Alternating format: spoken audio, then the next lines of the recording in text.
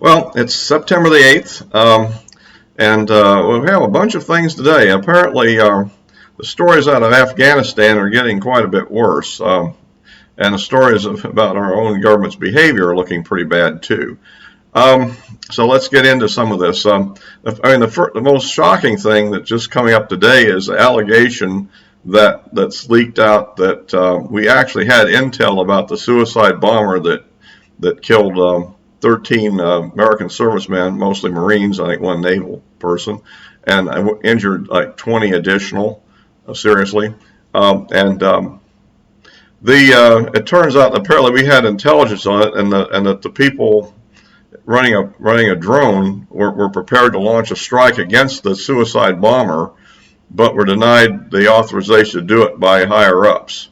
And so apparently we kind of the higher ups made a decision that actually directly led to those deaths. Up to now, I would have had more of let's say a balanced viewpoint that if you have a situation like you had in Afghanistan, something like that was kind of expected. But if we actually had the ability and the intel to have stopped the attack and let it happen anyhow, that raised it to a completely different level of responsibility and incompetence, which I think fully justifies the invective that the administration has received over this tragic incident.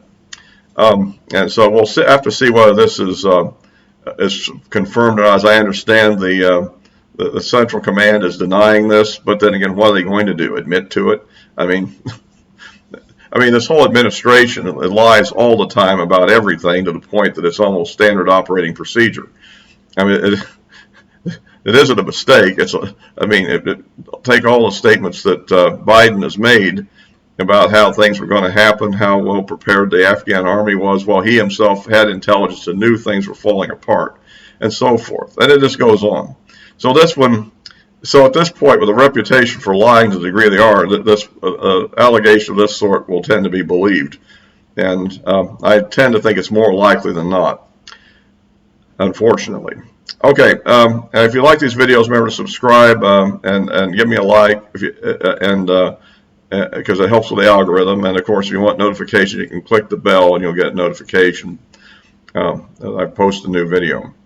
Yeah, so that's one of the many things that are happening. The other thing is we have something like 6 airplanes at an airport in Afghanistan, which have American citizens and SIV applicants and people of that sort who want to leave, and apparently part of the reason they're not being allowed to leave is that well, first of all, the principal reason, I guess, is the Taliban aren't letting them take off. But the other thing is that the U.S. State Department's trying to obstruct it, not giving them permission to fly to any of our bases, which sounds to be kind of a very negative thing. And apparently 4 people, definitely 4 people did escape by land that were from that group with the help of a retired U.S. Special Forces personnel and other Delta operators, whatever, those kind of SEALs.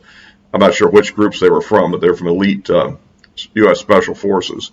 And they had retired from the service and left the service. And they got them out. Meanwhile, the State Department, which was trying to obstruct their exit, now is claiming credit for getting them out. I mean, the dishonesty is just unbelievable here. And add to the actual foreign policy debacle, and now I'm hearing things such as that the Taliban is selling some of the American equipment to the Iranians, which isn't too surprising, is it? And of course now they have their new government in, which is basically full of wanted terrorists. I mean, this is the pinnacle of political weakness we've ever seen. I mean, anybody that was thinking critically would have realized it was time to hit the abort button on this deal. I mean, I'll grant that I think that Trump got this ball rolling, and I don't give him the best of marks for this, but he did have a conditions-based withdrawal, and presumably since the conditions have been so totally violated, my guess is that this thing wouldn't have happened. It would have ended up getting canceled. It would just be too big of a, I don't think, but given the fact that the press would totally go after Trump if something like this had happened, he couldn't have afforded the political blowback, so he wouldn't have done it. that's my case for him above all else. And the other thing is he tends to think he's the ultimate negotiator, so he probably would like his ventures with North Korea, although he did get them to stop nuclear testing. I mean, they haven't tested a bomb, I think, since he made those deals. Don't be surprised if that doesn't start up again, too. I mean, given the fact that Biden's policies are so weak. Apparently, we are making some maneuvers into Syria, which are unclear what they are.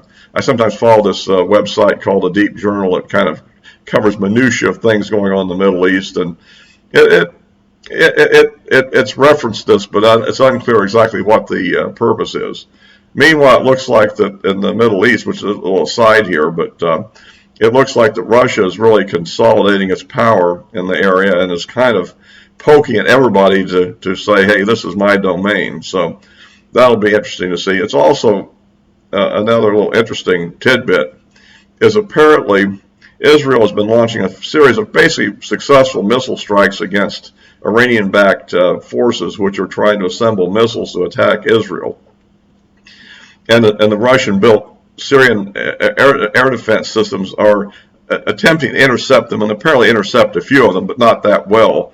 That seems to be the consensus. But Russia's claiming that they're shooting almost all of them down and using us to market their missiles. So I think that's kind of an interesting. And Israel's making no comment on the subject. So it seems to be kind of a weird kind of deal, under the table deal going on here at the moment over that, which is kind of notable also.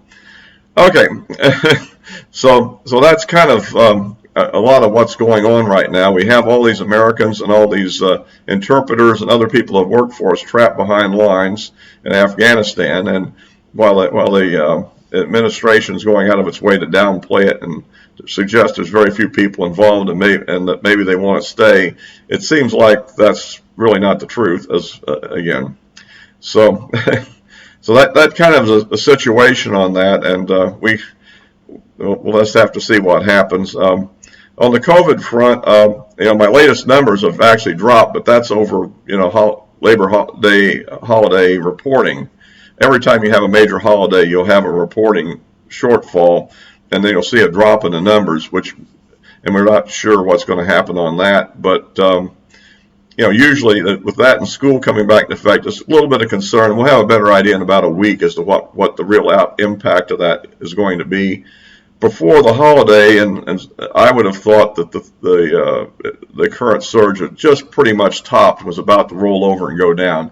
And I'm not sure yet. It may do one last spike before it runs out of gas, I think. I kind of think that this Delta wave, it's hitting a peak in terms of, cases and fatalities and everything else, may be about to run its course, just like the one back in the winter kind of ran its course after the New Year's. But we'll have to see on that.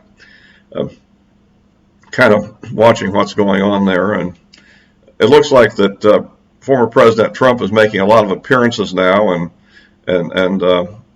he's holding it close to his vest where he's planning on running for office. So that's an issue that we'll be kind of keeping an eye on as to what happens there.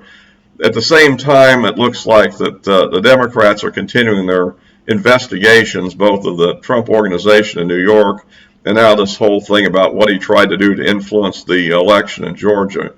The Georgia thing, I think, to me, seems totally bogus unless there's more to it than we know. The phone call was, I don't know exactly what anybody thought was going to come out of that. I think it was probably ill-advised, but I don't see how it materially changed anything. He simply presented a bunch of claims, and they were refuted by the state officials, and the phone call ended, and nothing changed. So I don't know, what you can really do about it. But given the fact you do have a Democrat prosecutor in Fulton County who is obviously very anti-Trump, something could materialize on that front, and we'll just have to, kind of keep an eye on it and see how that turns out.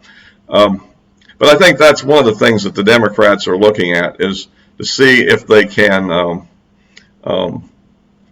somehow tie Trump up into some kind of legal entanglement in order to prevent him from being able to effectively run a presidential campaign. And that's, I think, their basic tactic at this point. And I don't know. We'll see how successful they'll be on that.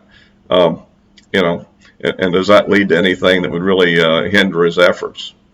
That is what's afoot, and I think people should be aware that that's what's happening as we hear these stories. All right, so I guess I'll wrap this up today, and I say you can follow my updates on social media as developments occur.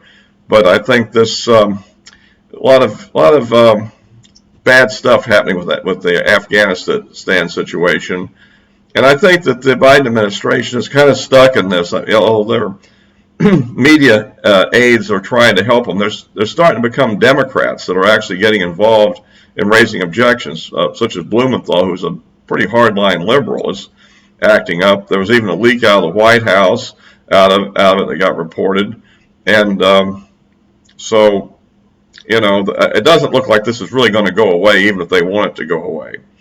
So at any rate, I'll wrap this up for now.